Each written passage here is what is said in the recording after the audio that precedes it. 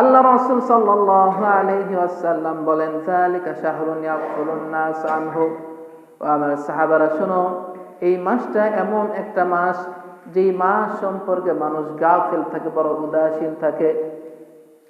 বাইনা রজবা ও রমাদান, এই মাসটা হলো রজব এবং রমজান মাসের মধ্যবর্তী মাস।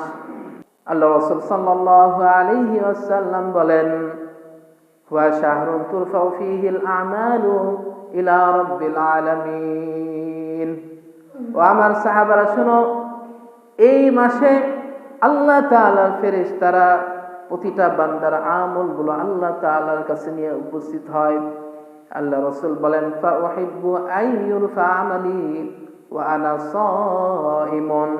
আর আমি এটা পছন্দ করি, আমার আমল আল্লাহ তাআলার কাছে নিয়ে উঠা হবে এমত অবস্থায় আমি যখন রোজাদার।